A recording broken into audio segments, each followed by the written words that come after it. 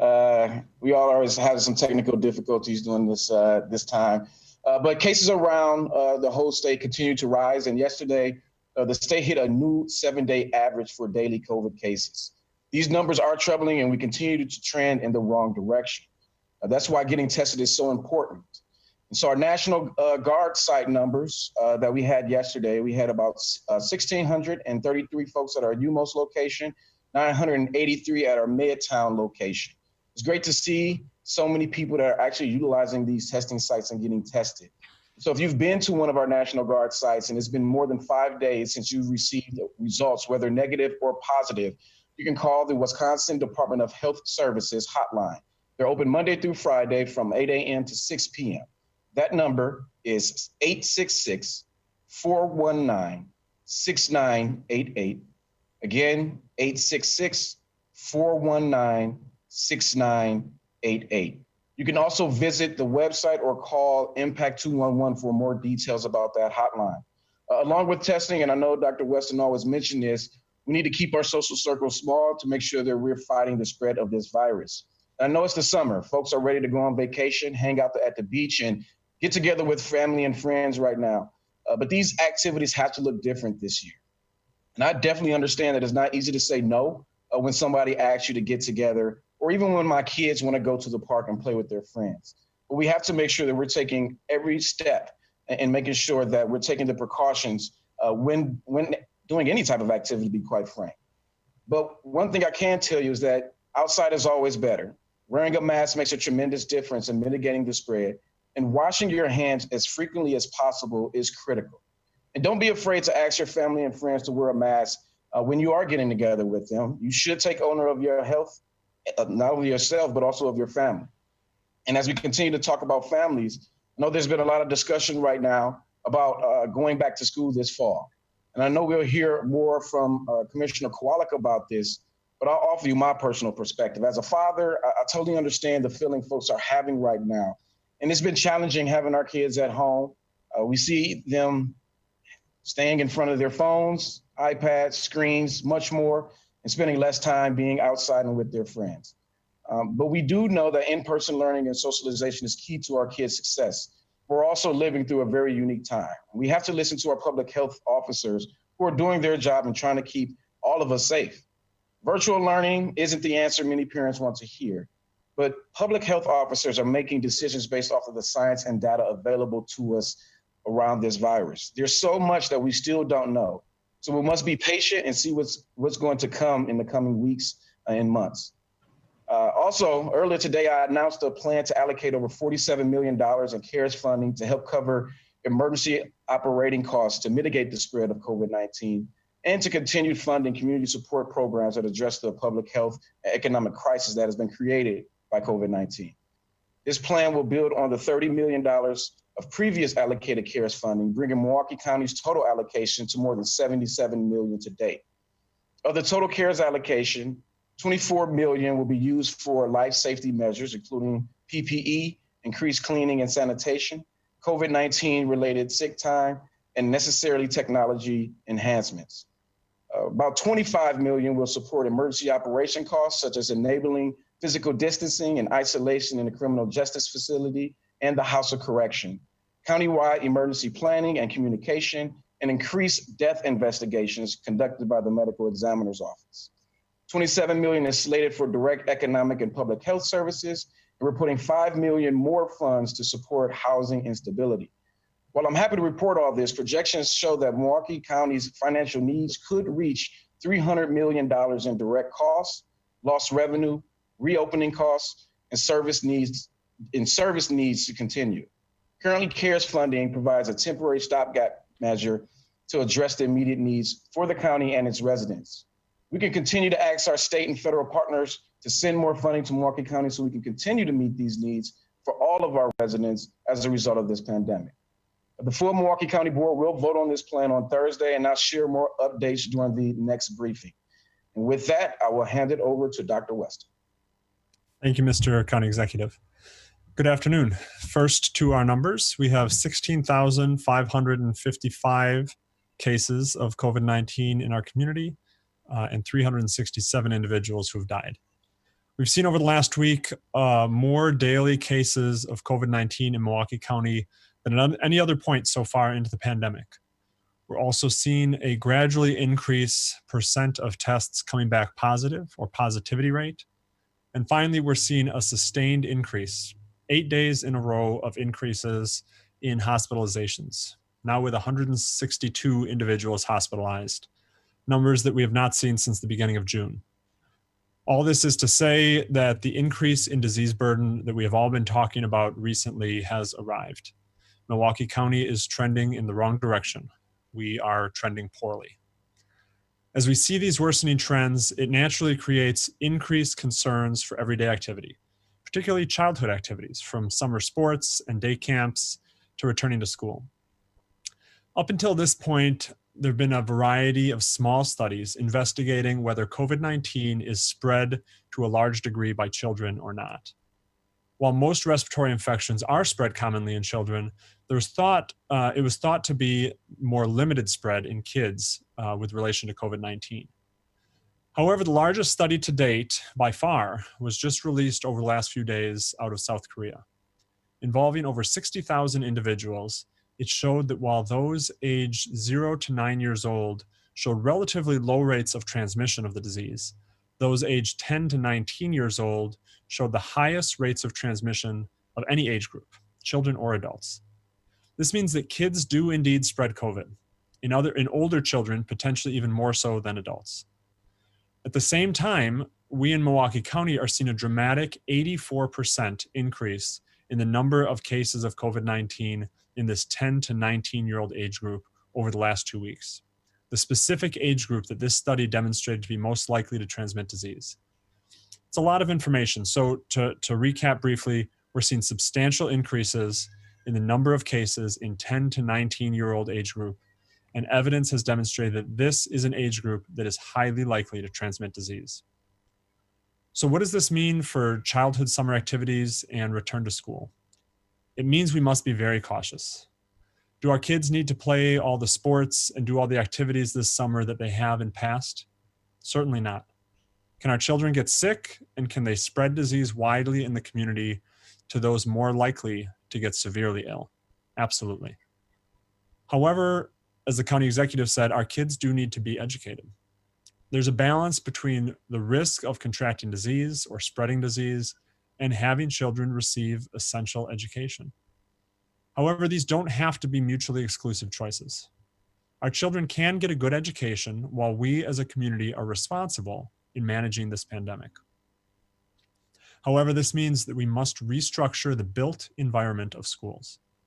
Being flexible with virtual options, spacing children out physically in the classroom, keeping them in smaller groups to minimize the likelihood of spread, and having our children and teachers wear masks. This last component has been absent in some recent school reopening plans. Masks are a simple yet essential tool to control the spread of disease. In school, as well as in public, masks should no longer be a debate. Around the country, we've seen that those who were previously opposed to masks, one by one, change viewpoints when the burden of disease in their community becomes overwhelming. Let us in Milwaukee County be ahead of the curve and wear masks before we are forced to by unmanageable positivity rates and hospitalizations. Thank you and stay safe, and I will hand it off to Commissioner Kowalik. Good afternoon. Thanks, Dr. Weston. So I know that there's a lot of buzz about kids back to school, who's allowing what, the city of Milwaukee versus the other jurisdictions in Milwaukee County and the surrounding areas. So obviously there's a lot going on. So I want to be able to provide some context behind all of the movements that have happened up until this point, as well as some of the points that our county executive and Dr. Weston noted what we need to do in the future.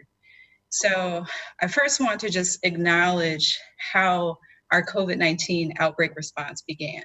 So everybody knows Friday the 13th was the day we detected our first case in the county and the city.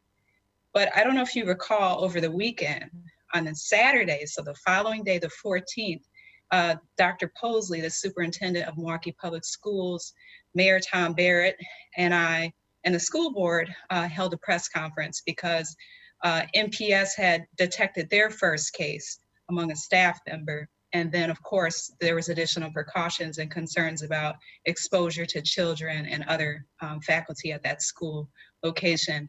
Dr. Posley and the school board immediately acted and suspended in-person education after that point in time, and they still will be closed. And I know that they're still planning for a phased reopening, virtual, moving into in-person this school year.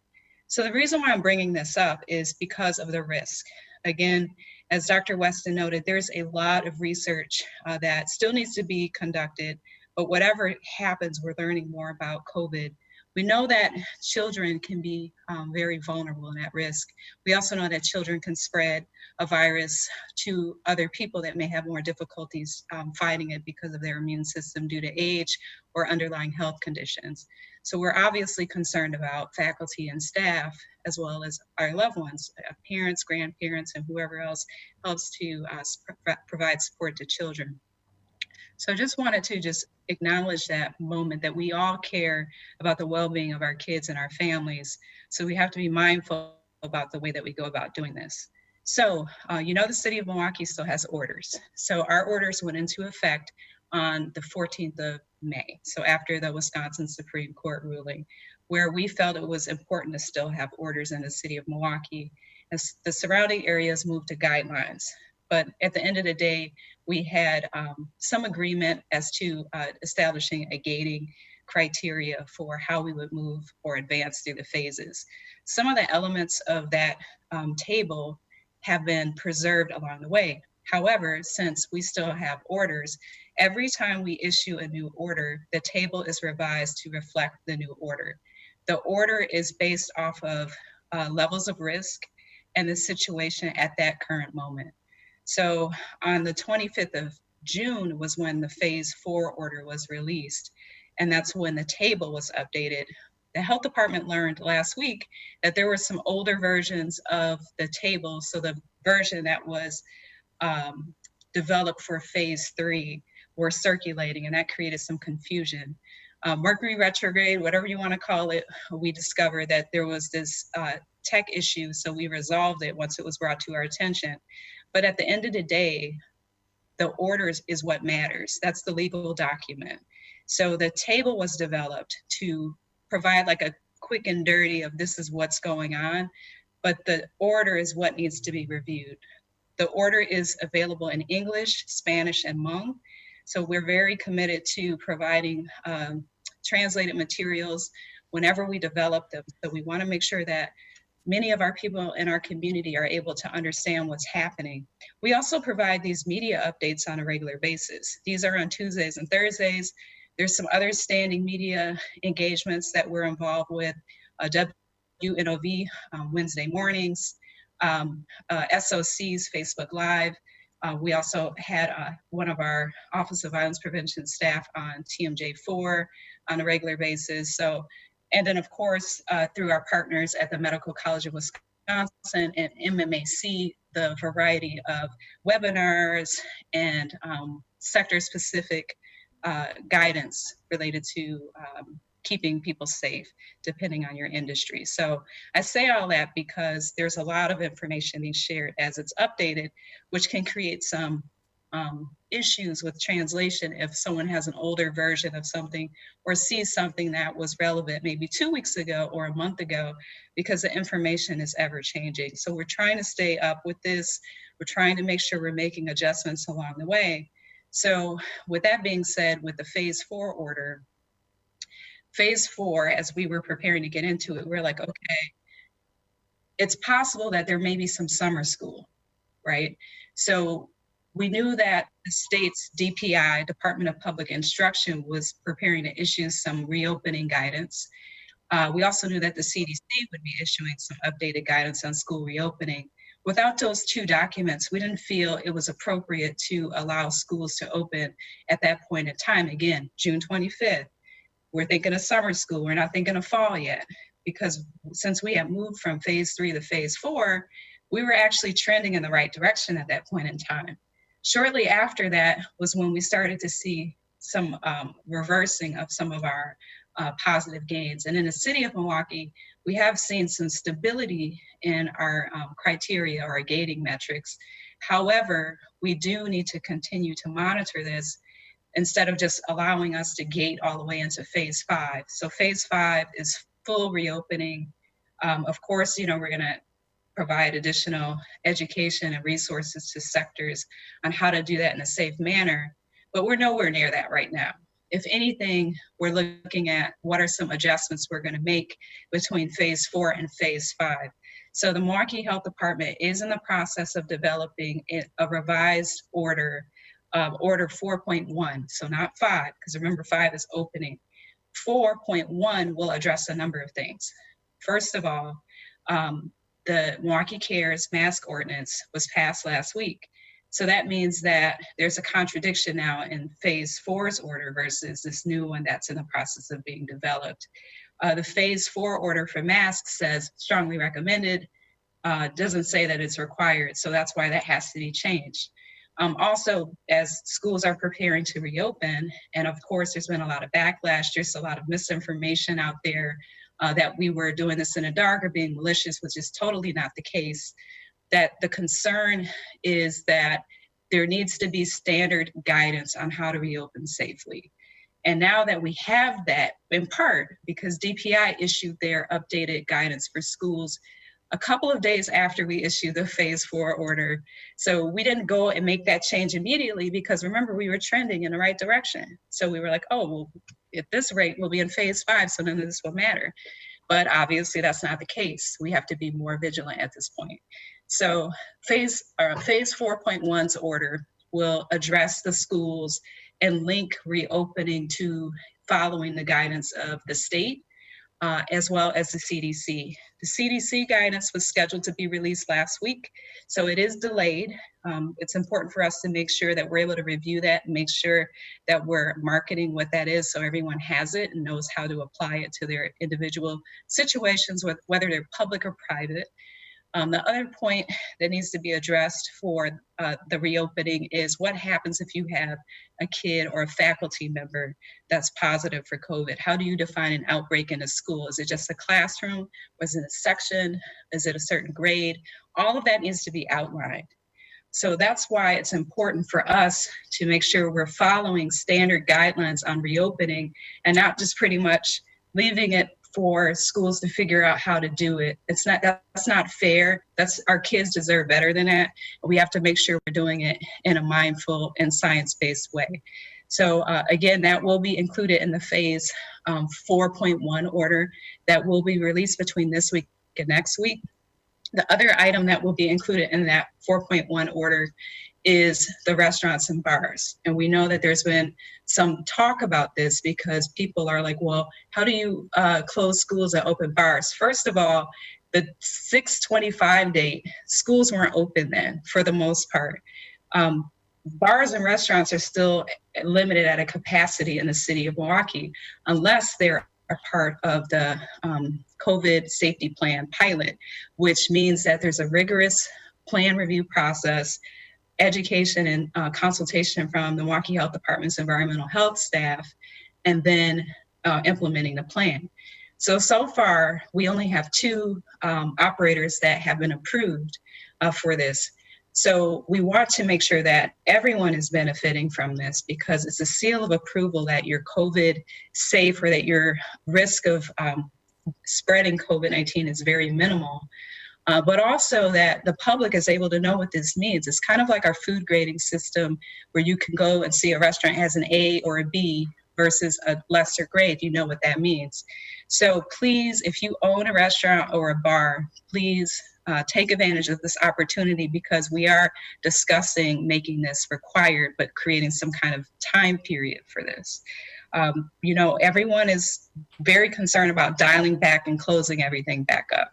So we know that by having these additional precautions and safety plans in place, that is going to be a step in the right direction. Again, we know that there's a lot of information out here. There's a lot of misinformation out here. So as the health department, as your chief public health strategist, we want to make sure that you have credible information so that you can still function, but in a different way.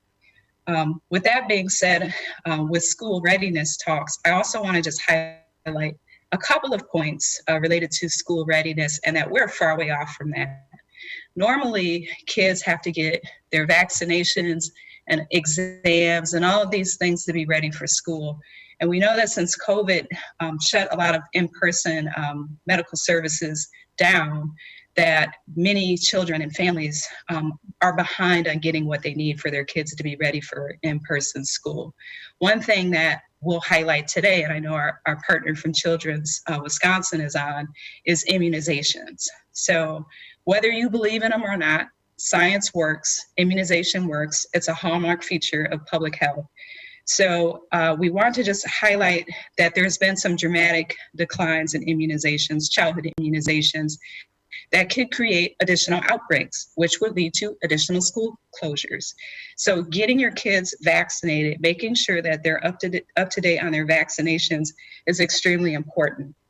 So just to give you a sense of the percentage of children that are vaccinated at this point in time, according to our records through the Wisconsin Electronic Disease Surveillance System, 60% are up to date for their vaccinations.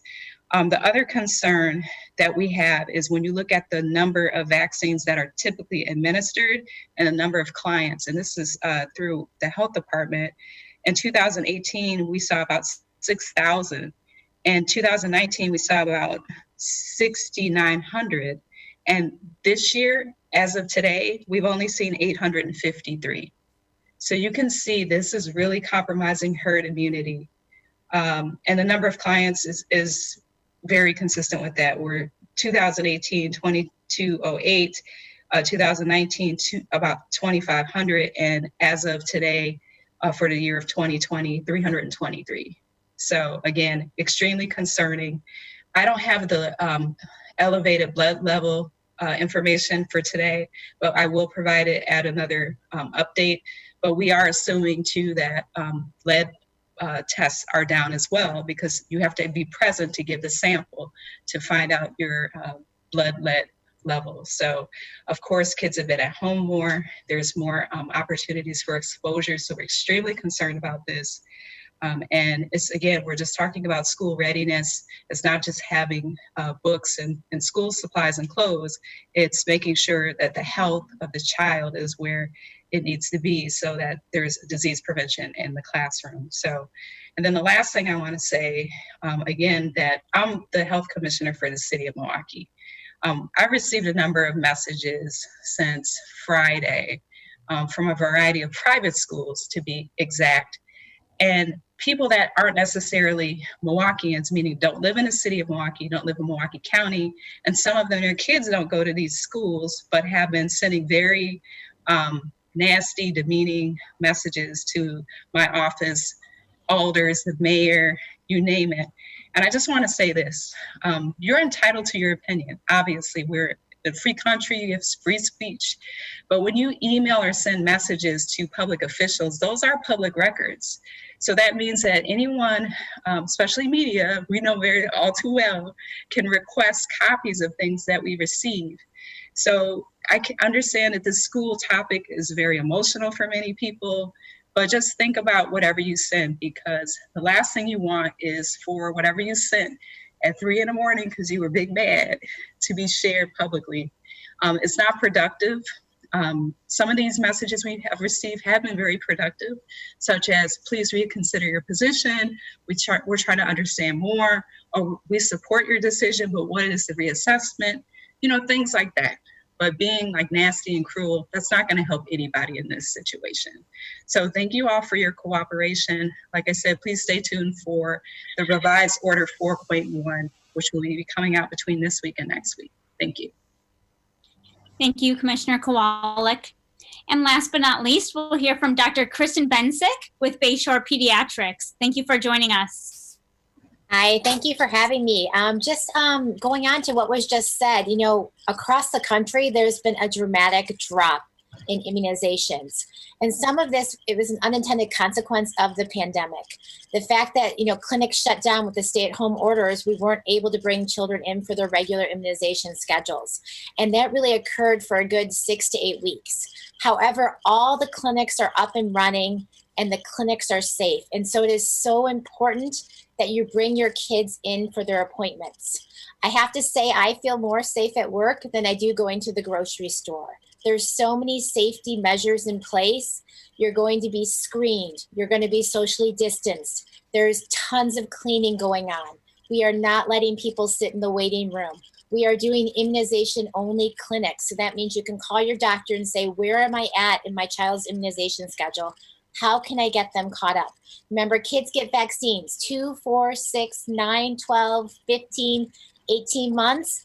We also are doing lead tests, as we're mentioning. We do them at 12 months, we do them at 2, and then depending on where kids live and their lead screen, we also do them yearly up until 5.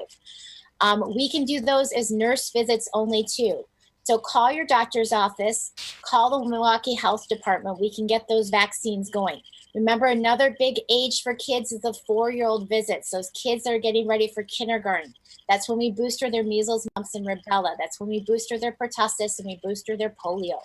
Another big age range for your kids is age 11. We do a Tdap, we do a meningitis at that time. I can't stress enough the importance of vaccines. We have a pandemic. We understand what happens when we don't have vaccines to control this and cause herd immunity. We don't need a measles epidemic again. We don't need a polio epidemic. We know how this devastates our world. And so just bring your kids in, and you should feel safe to do so. We're here to take care of you. The other thing I want to mention again is flu shots. Flu shots are on the horizon. We do not want to know what's going to happen when flu hits with COVID. We can prevent flu. And so it's so important that you get your kids vaccinated for flu. Usually those immunizations are available starting in September to early October. Call your doctor's office and find out when their flu clinics are going to start. And if you've never done a flu vaccine before, this is the year to do it. We don't want to test COVID with flu. And I think, once again, just going back to talk to your doctor's office, find out where your kids are at with their immunizations. Do not be as scared of the doctors. We are very safe and we're here to take care of you. And we want to get our kids back to school. And to get back to school, you really need to have your immunizations done. And so I just can't stress enough. And any questions you have, please call any of us. We're always here to take care of you. And we want to hear your questions.